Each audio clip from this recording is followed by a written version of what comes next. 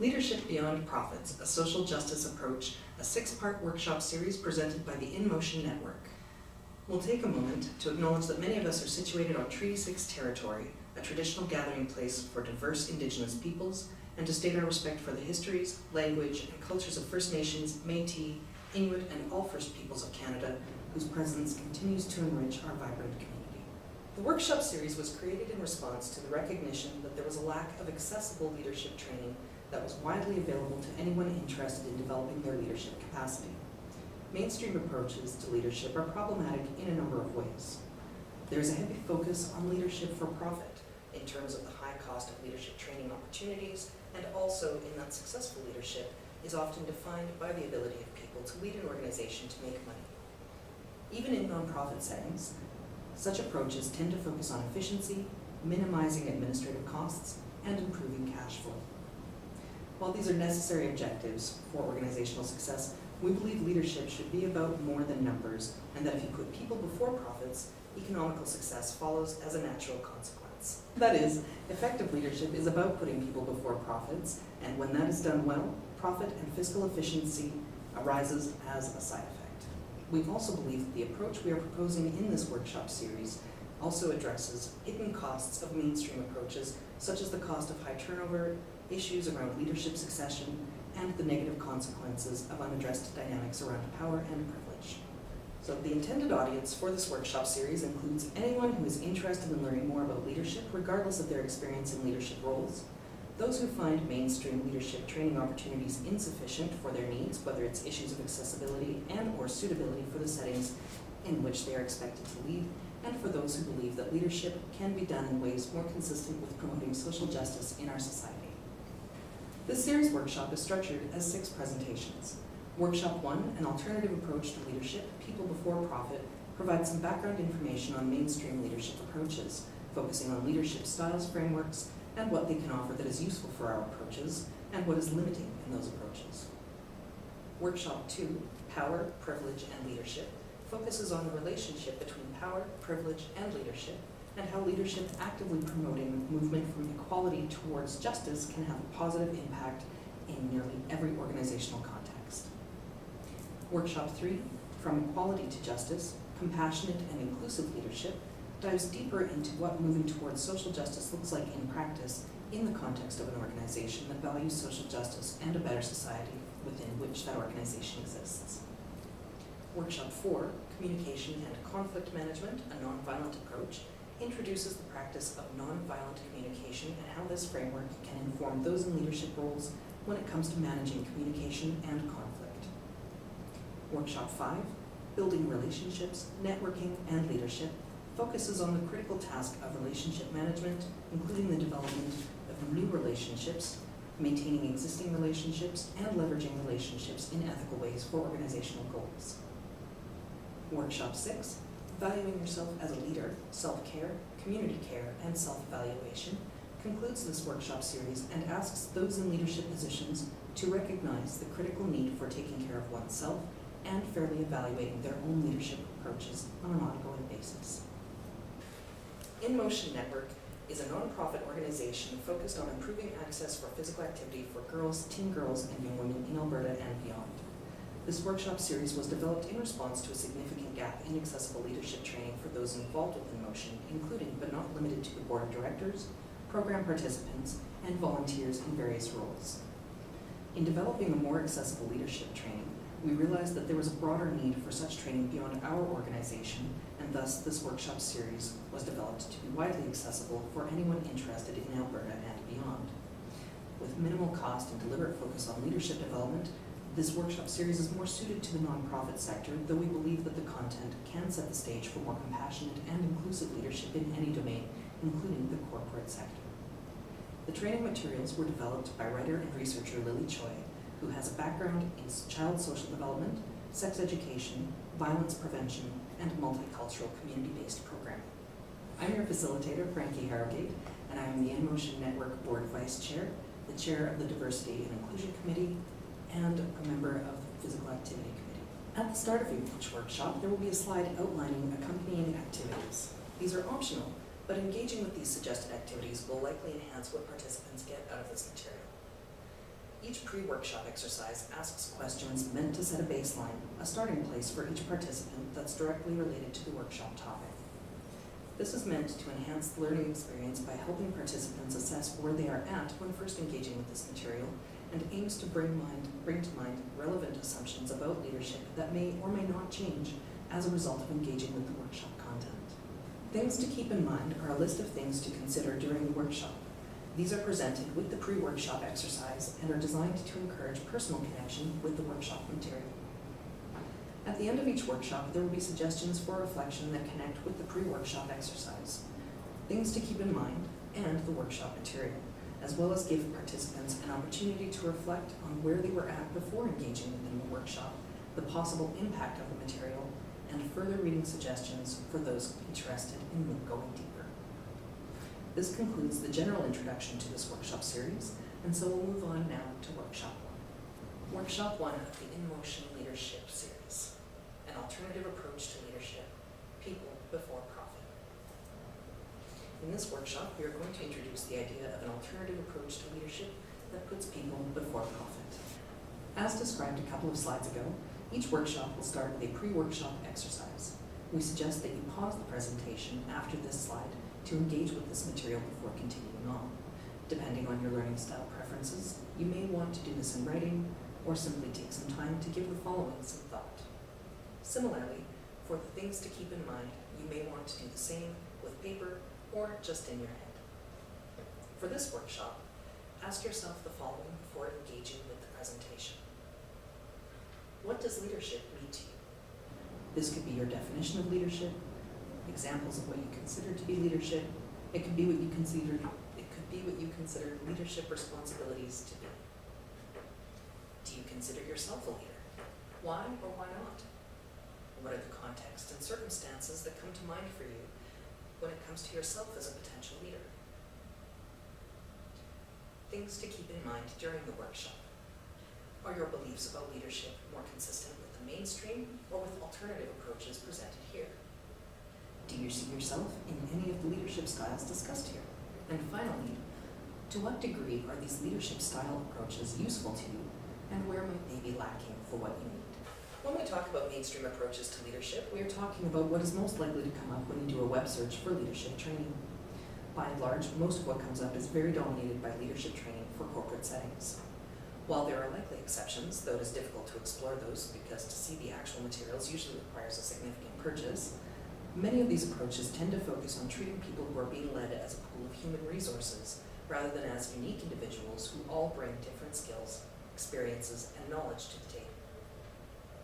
There is a focus on maximizing profit when the training is for corporate leadership, where leadership training acknowledges other settings where leadership is exercised, such as nonprofit settings. There still tends to be a focus on efficiency in terms of minimizing costs and maximizing incoming cash flow. The implied relationships between leaders and followers in these mainstream approaches is mostly unidirectional, meaning it goes one way.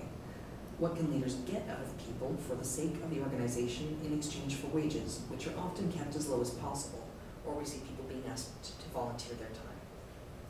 We believe these mainstream approaches have limited scope, both in terms of what is likely to be covered during these trainings and also in terms of applicability in the real world. Leadership and its associated activities have specific uses within an organization that's primarily attached to specific objectives. This results in approaches to leadership that are primarily concerned with management and on getting people to do what the organization wants.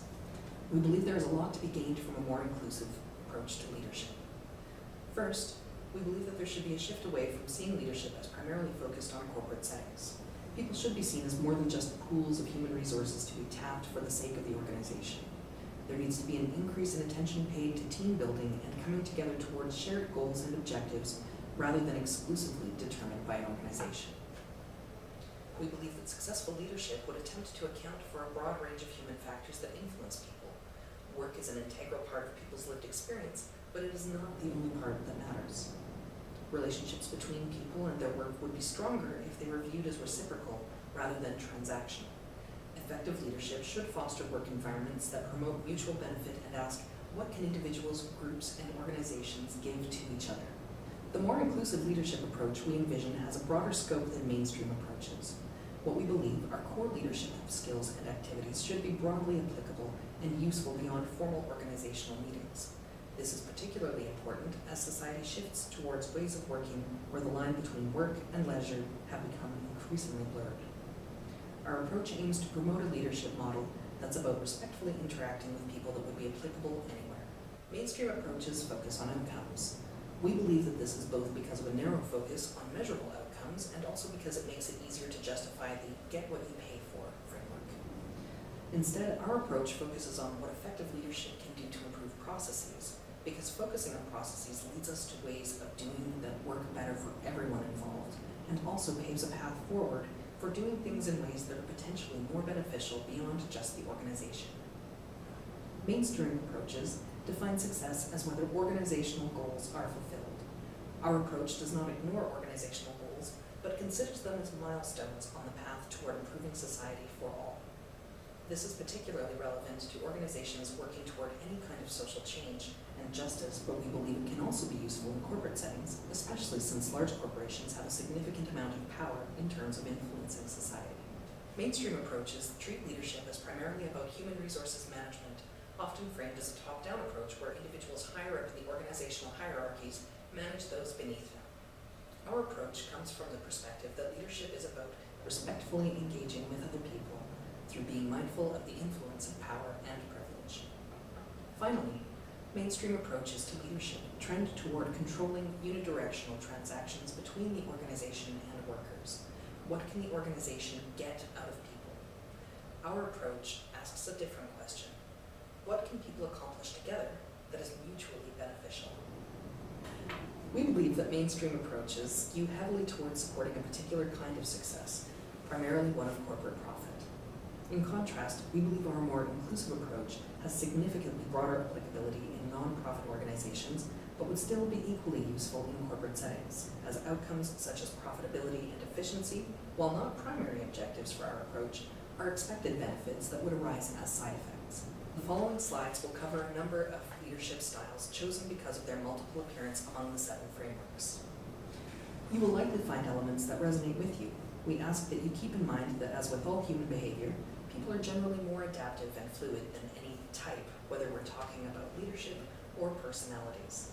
For example, most folks identify somewhere on a spectrum between introversion and extroversion, but often shift depending on context and may well change significantly over time. If you don't see yourself at all in any of the styles that we are about to describe, that doesn't mean that you are not a leader or that you're not suited to be a leader, as we believe that there are fundamental gaps in these frameworks and perhaps you fall into one of those. We'll discuss those gaps in more depth later. For each of the leadership styles to follow, we will offer a definition followed by deeper investigation. Before we outline in detail how our approach to leadership would be different than mainstream approaches, we will discuss the dominant discourse on mainstream leadership. The mainstream material available on leadership is very much dominated by leadership styles. We believe that this is because it is human nature to categorize, and from a research/academic perspective, these taxonomies allow researchers to operationalize different approaches to leadership for scientific research and analysis. These perspectives are useful in that they provide shortcuts to describing how people lead. They also allow for troubleshooting a particular leadership approach when things are not going well.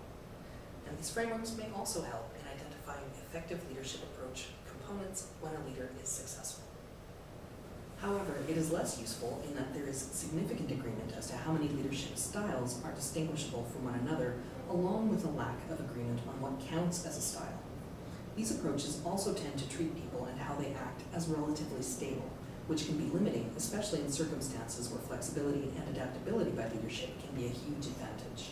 In our exploration of leadership styles frameworks, we have found 7 different leadership style frameworks that range from having 3 to 12 styles without a single style represented in all 7 frameworks. This table illustrates the lack of agreement amongst mainstream leadership frameworks. So while discussions on leadership styles dominate mainstream materials on leadership, there is very obviously a lack of consensus in what is considered a style, and is evidence that the categorization of leadership approaches lacks well-established definitions and operationalization. Democratic leadership, as described here, is often seen as a preferred or ideal approach to leadership in mainstream society. An ideal democratic leader follows the ideals of democracy. They encourage group decision-making and assist the group in moving forward together on shared goals and objectives. They encourage the sharing of ideas, and creativity is encouraged and supported. Democratic leaders are associated with higher productivity. Democratic leaders are often described as honest, courageous, creative, competent, fair, sincere, and making decisions based on a consistent set of values and morals. However, there is a big gap between wanting to lead this way versus being actually able to lead in this way. How many of us have experience with a leader who claims that this is how they work, only to find out that this is not what actually happens in practice? This can be a result of both unintended inability to facilitate democratic decision-making, but may also be deliberately intended to present a person or organization as working in a particular way while unable or unwilling to follow through. Democratic leadership requires skilled communication facilitation. Just because a leader claims that they are open to ideas does not necessarily translate to followers feeling like it is safe to share their ideas if leadership does not actively and effectively communicate that this is the case. We believe that there is often a gap between claims that a particular leader or group of leaders are democratic when in actual practice they do not act consistently with this claim. Laissez-faire leadership is what we think of as a free-for-all. This leadership style gives high levels of independence and trust to group members, delegates authority to those deemed capable, and offers maximum opportunity for creativity while the leader or leaders take on the accountability aspect. This leadership style is believed to allow for individual strengths to emerge and contribute, and laissez-faire leaders know when to step up and exercise stronger leadership as needed. Because mainstream Western society values independence and freedom, this leadership style is often valued for giving followers a lot of leeway to do things as they wish. However, just like democratic leaders, the degree to which this actually works in practice as intended varies greatly. The definition I present here mentions that despite allowing for a lot of freedom, the leader is supposed to accept accountability. However, we see all the time situations in which this type of leadership, when it fails, results in someone who is not the leader getting thrown under the bus. This approach could potentially work well with the right followers, but can be disastrous with those who need more guidance. Productivity is heavily dependent on individual motivation, and since individual circumstances can change greatly over time, even if such an approach is successful at a particular moment in time, it may not continue to be and could easily go off the rails. Coaching leadership styles bring to mind the type of coaching that happens with sports, only here it includes a similar approach enacted in non-sporting contexts. It is described as a leadership style where the leader actively engages with followers, taps into specific and individual motivations for participation, which may differ from follower to follower, and it can look like a mentorship, especially in one-to-one situations. Ideally, a coaching leadership style is expected to result in superior insight as to an organization's challenges and how they can be resolved. Something to keep in mind is that because we associate coaching with leadership with sports, we may be tempted to associate winning with success. This is easy to map onto when a primary organizational goal is profit, but what does winning look like in the nonprofit sector? Related to this sports-adjacent language, there is also a heavy focus on outcome over process. Transactional/managerial leadership mounts on to most employee/supervisor relationships, with pay being the reward in this behavioral approach. The leader's role is one of supervision and organization. There is a heavy focus on group performance as a key indicator of leadership success. This type of leader engages actively in specific task management and uses rewards and punishment for motivation. This approach is dependent on established rules, procedures, and standards so that success and failure can be objectively gauged. This approach can be problematic because its focus on task management can result in transactional leaders ignoring individual differences among those being led. Outside of corporate contexts where the primary exchange between management and staff are wages, the rewards and punishment model can be limiting in contexts such as the voluntary sector and situations in which rewards and punishments are difficult to define. Finally, dependence on established rules, procedures, and standards leaves little room for accommodating special circumstances since such established norms can be difficult to change. Autocratic leaders are functionally dictators. They have complete control and the authority to make all decisions with minimal input. This type of leadership occurs in highly structured and rigid environments where there are clear, definitive rules and procedures. This allows for quick decision-making and there is a clear chain of command. Potential problems with this leadership style includes high potential for abuse due to the complete control that the leader possesses. Because followers are expected to execute orders without question, combined with the chain of command, there is often little room for dissent. Solicitation of input from group members may be limited or outright non-existent because efficiency is highly valued, possibly at the expense of ignoring legitimate concerns from the group. Bureaucratic leadership shares many similarities to autocratic leadership, but instead of an individual at the top, it is an institution or organization. Again, there is a clear chain of command and clear rules and regulations. There is an expectation for followers to conform to clear roles/responsibilities/expectations, and ideally is supposed to remove favoritism as a variable. Established sets of processes and regulations are even more dominant in this leadership style, as it is this set of expectations that directs the group actions. Bureaucratic leadership attempts to take the human element out of the leadership role and aims to formalize leadership in a way that is rule-based with the idea that it increases objectivity. However, this objectivity is often an illusion, as all rules, regulations, and procedures are developed by people who are influenced by their subjectivities. This approach is particularly vulnerable to organizational abuse, as it is designed to remove the human element from leadership. This allows for personal denial of responsibility from those in positions of power, as they can defer responsibility to the organization and the established set of processes and regulations. It can sound like someone designated to uphold organizational norms by saying, "I understand your difficult situation, but our human resources policy states that these are your performance measures and you have failed them this quarter, so there is nothing I can do but let you go," which reflects a situation in which there is little to no opportunity for any type of accommodations. Pace-setting leadership can coexist at the same time as other leadership styles, as it is defined by the actions of the leader. Ideally, the leader leads by example. Their actions set the standard for pace and quality of work. They are focused on the value of results and act accordingly. This leadership style is believed to be particularly good for short-term results. Possible problems with this leadership style include a very heavy dependence on an individual leader. This dependence could result in great success if the leader is very capable, but could also result in catastrophic failures if they are not suited for the job or if their personal circumstances change in a way that diminishes their effectiveness. This results in a significant gamble that is entirely dependent on individual competency. It also means that one person's individual approach is used to set the standard. If this individual sets a very high standard, others in the group may not be able to meet them.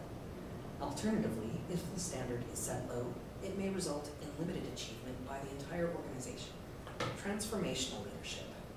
Shifting gears a little, transformational leadership is a leadership style that is defined differently than other leadership styles, and for our purposes, it describes a set of ideals that should be practiced by any leader regardless of what other leadership style they fall under. Transformational leadership has 4 components. 1. Intellectual stimulation. They encourage followers to explore new ways of doing things and to learn. 2. Individual consideration. They encourage open communication and provide support and directly recognizes the unique contributions of followers. 3. Inspirational motivation. They clearly articulate their vision and are able to inspire similar passion and motivation for shared objectives. 4. Idealized influence. They serve as a role model by acting consistently with their values. The possible problems with this leadership style are a little different than the other leadership approaches we've covered so far. Such an approach is very individualized and dependent on the individual characteristics of the person in the leadership role. It is challenging to lead with all 4 of these components in mind and requires a diverse skill set that is difficult to train for. It requires a significant amount of time and effort to put into practice, and if an organization does not buy in fully to such an approach, there may be a lack of organizational support for leaders who wish to engage in transformational leadership. Servant leadership, like transformational leadership, also describes a way of leading that can overlap with many different styles of leadership. The focus of a servant leader is on service first. They care more about the objectives to be achieved than their role as a leader. They focus heavily on the growth and well-being of people and communities. Leading only arises out of a desire to serve. Servant leaders prioritize the needs of followers and communities over themselves and find themselves in a community that builds itself up around them. Possible problems that arise with a servant leadership style is that they may find themselves in informal leadership roles that clash with those who have formal leadership roles in the same setting.